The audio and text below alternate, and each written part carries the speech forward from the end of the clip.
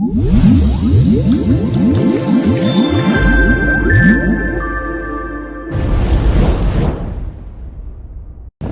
is Mike Farley. We're at Possom Kingdom Lake. Where's that? That's west of Dallas, Fort Worth.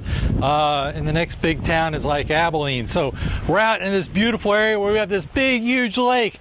And what did these people want? They wanted something that they can enjoy all the time. So they wanted a pool and a spa and an outdoor kitchen and a swim-up bar. And you can't wait to see it, can you? So wait until you see the before pictures of this. You got to go to the time-lapse video and check this thing out. It's a tremendous change. So let's wander over here.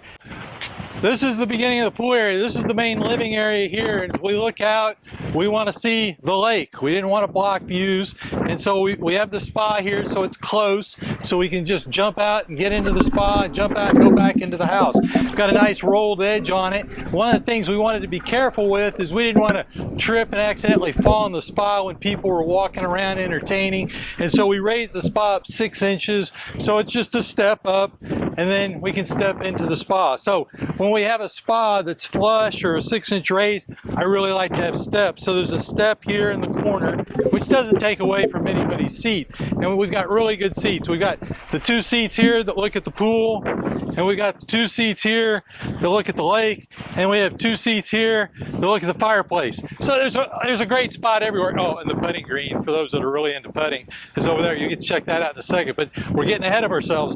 So we got the steps here in the corner so it doesn't block anybody's seat. This spa really comfortably sits 6 people. Jump in, jump out. Oh, there was an air conditioner, 2 air conditioners here before with this redwood deck. You got to look at the before pictures. So we had to transition from the spa to the pool, and we couldn't bring the pool all the way up this close to the house, and so we've got some floating pads down here which act really cool because now you have a spillway coming out of the spa, so it's really cool to look at. So and we got a great view of the lake here. So let's go check out the other side. So we had a big hillside to deal with here, and the trick was this is some of the hardest rock you've ever seen. Wait till you see the drone shot of how this sits on the cliff above the pool. So, oh, that is amazing, isn't it? So this rock is really hard because you're like, did you hammer this and would it fall into the lake? No, it wasn't going anywhere. It took days and days for the hammer this pool out, and it was barely in the ground. So what we did was we picked the pool up higher than the existing grade, so the floor was in the ground, but the rest was all forms. You'll check the time-lapse video out again. So what happens is the wall up against the house in the original pictures was much taller, and so we raised this all up so it was only 18 inches down so you could sit on that.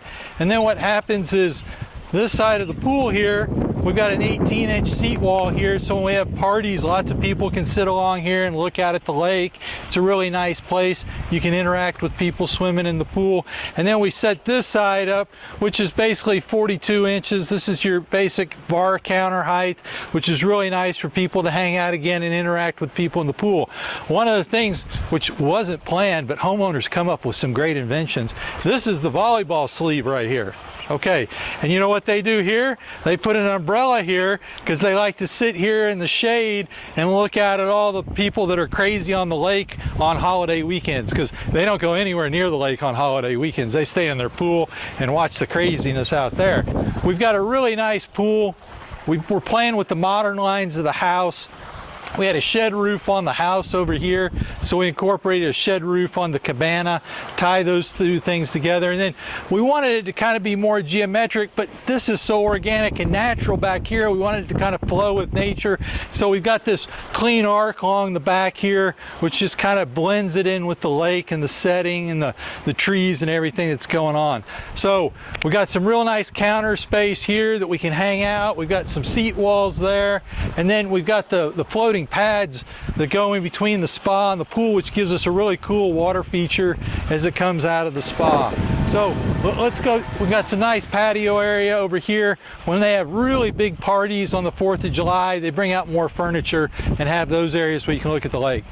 With the kitchen area, we wanted a place that we could cook and a large area that we could hang out. We could have some bar stools here.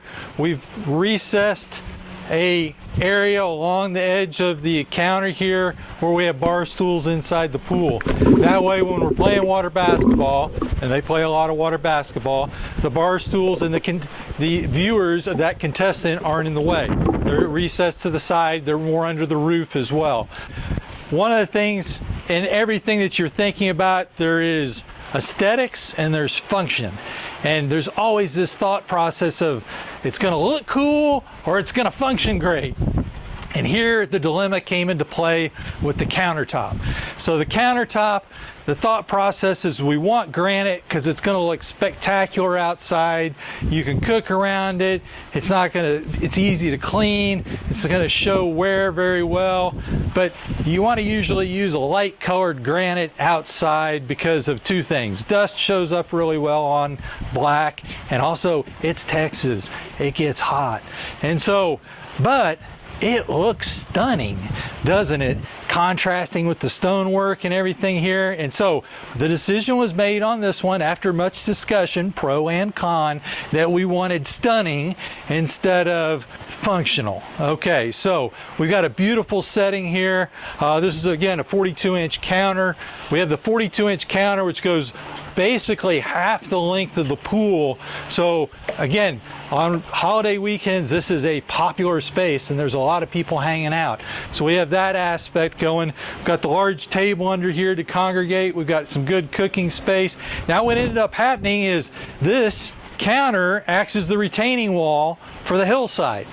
Okay, so you can see their upper terrace, well, it's up at the height of the backsplash here, which is 42 inches. We like 42-inch backsplash just so we can get some plugs in there. You don't have plugs hanging over the face. We've got the patio area. We got a little bit of landscaping, and we put the landscaping there because we didn't want anybody to walk into the outdoor kitchen from the patio space. The other thing is on the upper terrace, we decided to use synthetic grass so it looked great all the time. It also acts as an overflow patio area. You can set furniture on it, entertain off of it. The other thing that happened in this process is they decided they really wanted to come out here a lot, and there was no door that came directly into this space, and so they removed one of the windows and replaced it with a door. In fact, you can see the trim hasn't been painted yet, so that's the only way that you can tell that happened, right above the top of the door. So we've got a great cooking area, eating area underneath a really nice large cabana. We've got the bar stools in the pool. We can play basketball. We've got, oh, the tanning ledge. Let's go look at the tanning ledge. So the tanning ledge, we wanted to make it at least 6 feet deep. It goes the full length of the pool so we could have 3 lounge chairs here. We have 4 grandsons, all under the age of 5 right now. So this is a really popular space with grandma and the moms and the kids, while the sons and dad go at each other playing water basketball over here. The actual sleeves, we took the water basketball goal out for the pictures. The sleeve set right here, along with the volleyball sleeve, which goes across to the umbrella holder as well.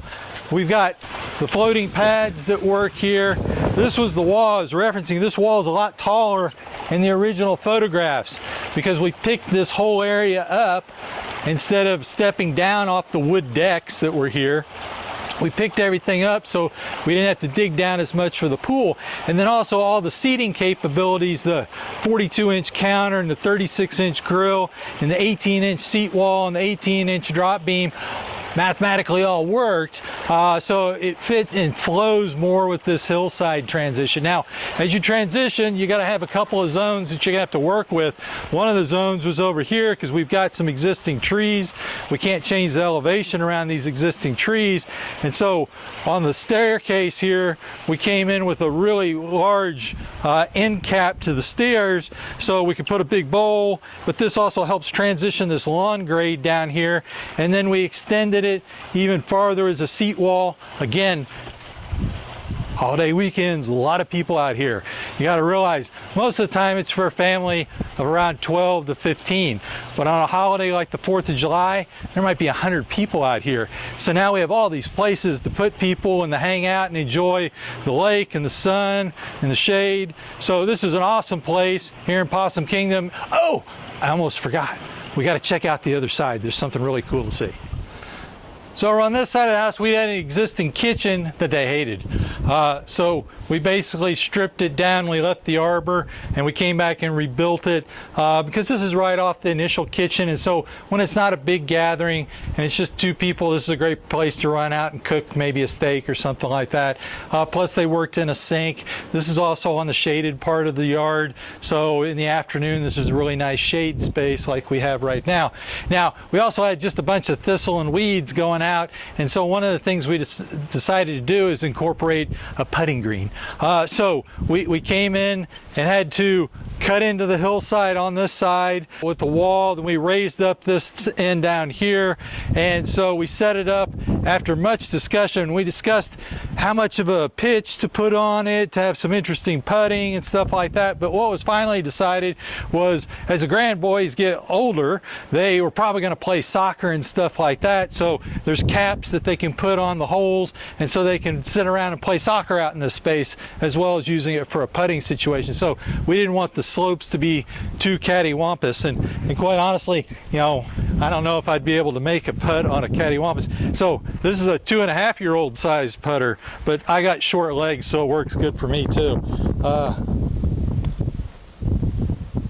Hey, we'll make that on the first cut. We're just going to drop this, mic drop, because we're never going to make that happen again. So the existing fireplace is one of the only things that stayed in this whole backyard concept, and the arbor stayed. So this stayed, and then this wood deck, well, it was gone. We got someone to come take it away. But we have got a beautiful space that we can look out on the lake and enjoy every day, as well as a lot of entertainment areas for just the typical weekend or for the huge big parties 3 times a year that happen. So hope you enjoyed this. If it was helpful, give us a thumbs up, share it with your friends, pass it on. You guys have a great day. This is Mike Farley coming from Possum Kingdom. You guys have fun. See ya.